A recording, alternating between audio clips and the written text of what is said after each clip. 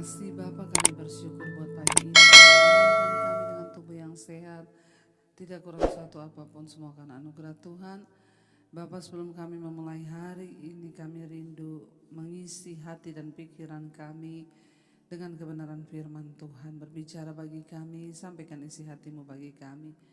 Di dalam nama Tuhan Yesus Kristus kami buka hati bagi firman-Mu. Haleluya. Amin, amin, amin. Iya, shalom, selamat pagi saudara. Kita berjumpa kembali pagi ini tentunya dalam keadaan yang baik, sehat dan luar biasa. Hari ini firman Tuhan terambil dari Efesus pasal yang ke-6. Efesus pasal yang ke-6 ayat yang ke-10 ya. Kita mulai Efesus 6 ayat yang ke-10. Di sana tentang judul perikopnya kalau kita lihat perlengkapan rohani. Karena kehidupan kita ini adalah kehidupan rohani yang dibangun di dalam Kristus, manusia roh tentunya ya ada hal-hal secara rohani yang juga harus kita bangun. Termasuk saudara ya, peperangan kita adalah peperangan secara rohani juga. Makanya di sini dikatakan perlengkapan rohani judul perikopnya. Ya, kalau kita lihat ayat yang ke-10 berkata, akhirnya hendaklah kamu kuat di dalam Tuhan, di dalam kekuatan kuasanya. Ya, bagaimana seseorang bisa kuat? Tentunya kalau rohaninya kuat. Sebab ya kehidupan yang sesungguhnya adalah kehidupan rohani yang sedang kita bangun, dan peperangan kita yang sesungguhnya adalah peperangan rohani ya. Dikatakan di sana Efesus 6 ayat 10, akhirnya hendaknya kamu kuat di dalam Tuhan, di dalam kekuatan kuasanya. Kita semua harus kuat di dalam Tuhan. Ya, di dalam kekuatan kuasa Tuhan, sebab tidak ada kekuatan dari diri kita, saudara ya.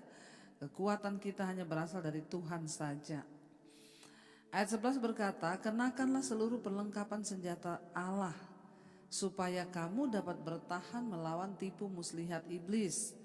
Ya, kita disuruh mengenakan seluruh perlengkapan senjata Allah.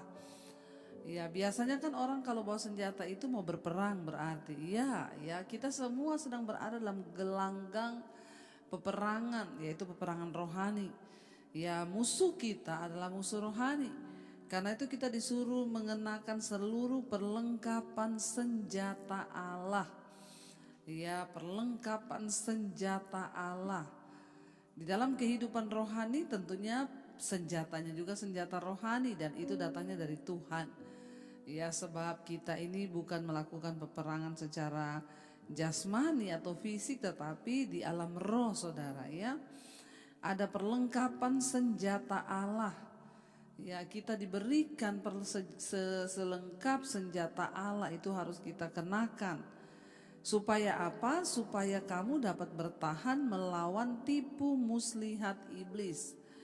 Ya, jadi sebenarnya dalam kehidupan kita itu iblis itu hanya menipu, saudara. Ketika kita menghadapi satu pergumulan yang berat, iblis menipu kita. Lihat ya keadaanmu, kamu pasti tidak akan mampu melewati ini. Ya, tidak ada jalan keluar. Lihat saja hidupmu sudah buruk, lihat saja begini, lihat saja suamimu nggak mungkin berubah. Ya, kenapa kita perlu memakai selengkap senjata Allah? Karena iblis itu kerjaannya menipu. Nah, kalau kita tertipu maka kita kalah dalam hal ini, saudara. Berapa banyak orang yang akhirnya tidak lagi mengharapkan mujizat Tuhan terjadi dalam rumah tangga, keluarga, karena dia tertipu sama iblis. Iblis berkata suamimu nggak mungkin bertobat. Lihat saja keadaannya semakin begitu, anakmu gak mungkin bertobat. Itu adalah tipu muslihat. Iblis itu kerjaannya menipu. Nah, kita ini harus memakai seluruh perlengkapan senjata Allah supaya kita dapat bertahan melawan tipu muslihat iblis. Iblis itu bapa dari segala pendusta. Ya, sukanya menipu. Karena itu jangan percaya pada perkataan iblis, masa depanmu gak mungkin berubah. Kamu sudah ditakdirkan seperti itu, lihat saja nanti akan terjadi begini. Usahamu pasti bangkrut.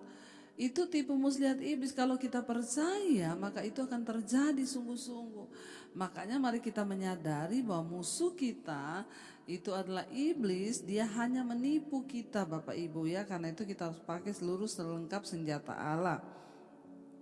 Ayat 12 berkata, karena perjuangan kita bukanlah melawan darah dan daging, tetapi melawan pemerintah-pemerintah, melawan penguasa-penguasa, melawan penghulu-penghulu dunia yang gelap ini, melawan roh-roh jahat di udara. Ya, perjuangan kita, peperangan kita di dunia ini bukan melawan darah dan daging atau melawan manusia. Tetapi kita ini sedang melawan pemerintah, penguasa, penghulu, roh-roh jahat yang ada dalam dunia ini. Itu semua adalah ya roh bentuknya. Kenapa kita ini harus membangun kehidupan manusia rohani yang kuat? Karena musuh utama kita itu bentuknya roh. Bukan darah dan daging, bukan anakmu, bukan istrimu, bukan suamimu, tapi roh yang ada di dalam diri orang itu. Ya, kalau ada suami yang tidak mau bertobat, kelakuannya itu benar-benar kebangetan, itu karena ada roh yang ada dalam dia. Musuh kita itu sebenarnya bukan dia, tapi roh yang ada dalam dia. Makanya kita jangan tertipu. Ya, kalau ada orang tua yang sangat menjengkelkan, itu berarti ada roh dalam dia. Makanya Alkitab bilang, perjuangan kita, peperangan kita bukan melawan darah dan daging. Artinya bukan melawan manusia, tapi melawan siapa? Pemerintah, penguasa, penghulu, serta roh-roh dunia ini yang gelap ini, roh-roh jahat di udara. Ya, mari kita menyadari akan sebuah kebenaran ini supaya kita semua jangan tertipu. Iblis itu penipu, kita harus kuat dalam roh supaya kita rohaninya kuat ya, dan kita harus melawan semua serangan-serangan iblis itu. Ya, sebab peperangan kita bukan melawan darah dan daging, tetapi melawan roh jahat di udara. Ya, bukan suamimu, musuhmu, mertuamu, tetapi roh jahat di udara. Ayat 13 berkata, sebab itu ambillah seluruh perlengkapan senjata Allah supaya kamu dapat mengadakan perlawanan pada hari yang jahat itu dan tetap berdiri sesudah kamu menyelesaikan segala sesuatu. Ya, dalam hidup ini akan datang hari-hari yang jahat. Ya, ketika iblis memancing kita untuk berantem dengan suami, istri, lalu kita terpancing, itu hari-hari yang jahat. Hari di mana kita harus berperang melawan setan.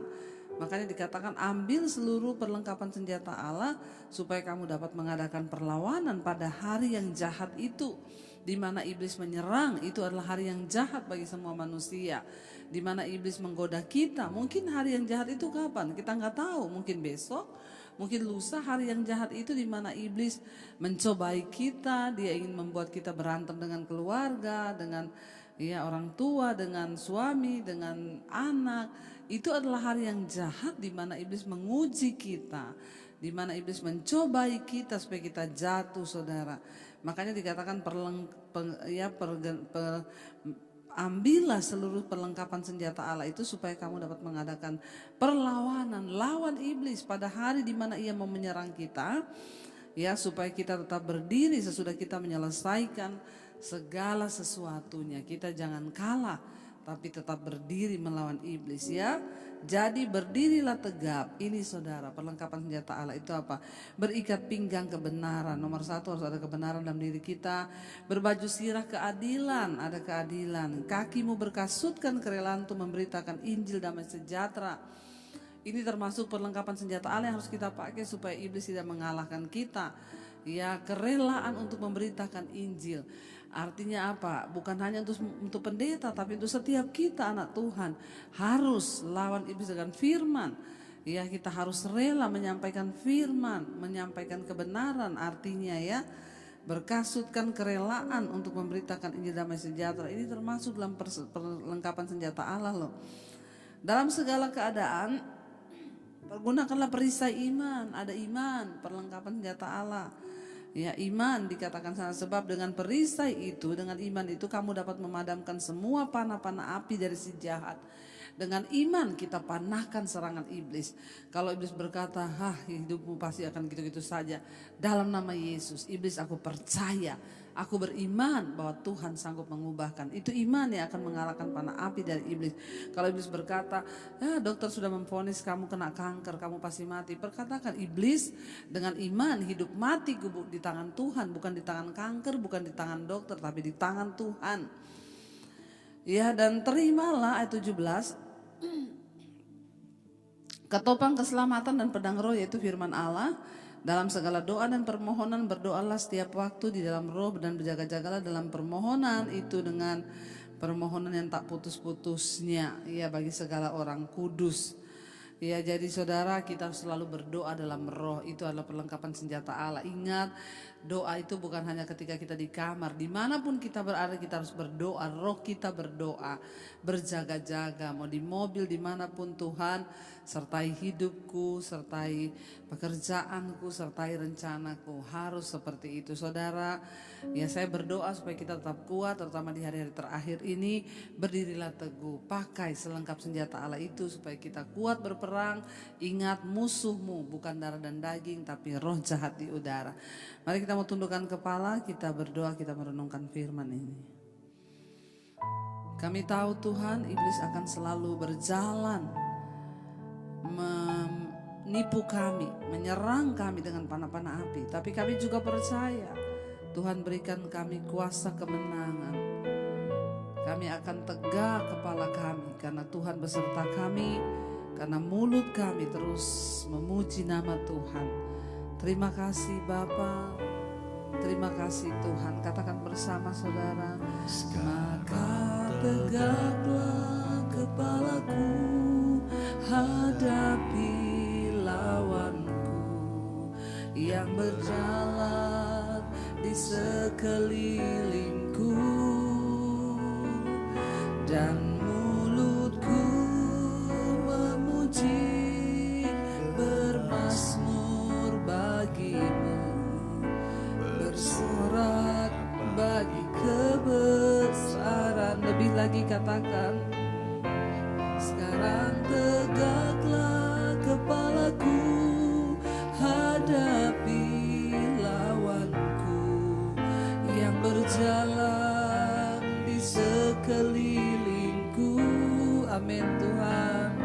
Dan mulutku memuji, bermazmur bagimu, bersorak bagi kebesaranmu.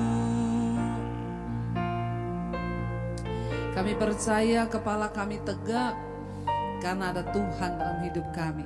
Kami mau kenakan seluruh perlengkapan senjata Allah. Biarlah kami selalu berjaga-jaga di dalam Engkau Tuhan. Kami pakai seluruh perlengkapan senjata Allah itu untuk kami bertahan pada hari yang jahat ketika iblis mencoba untuk menjatuhkan kami.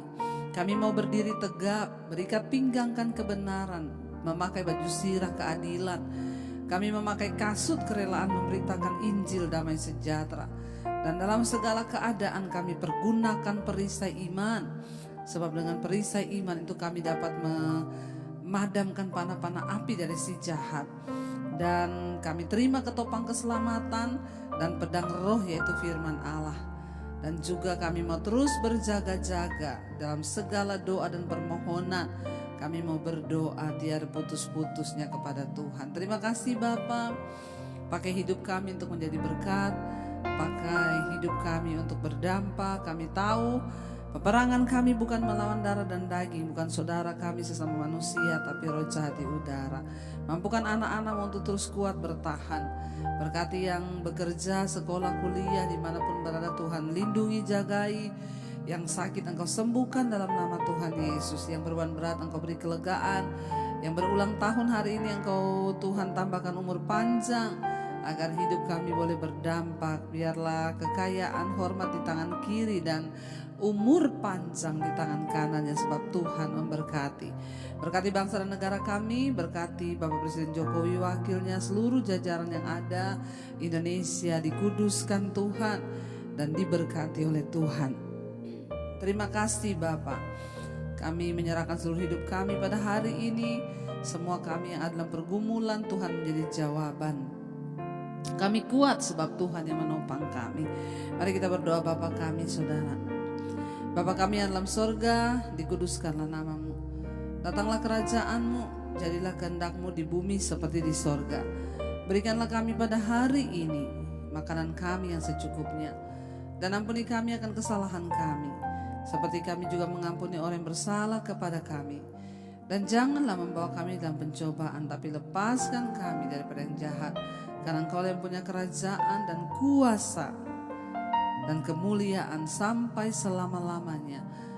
Buka hati dan tanganmu, saudara, karena itu terimalah kiranya berkat dari Allah Bapa, cinta kasih Tuhan Yesus Kristus, penyertaan Allah Roh Kudus menyertai hidup kita mulai hari ini bahkan sampai kali yang kedua. Tuhan datang menjemput kita, nama kita tercatat dalam kitab kehidupan. Dalam nama Yesus yang percaya diberkati Tuhan, katakan bersama, amin, amin, amin. Tuhan Yesus memberkati, shalom dan Immanuel, saudara.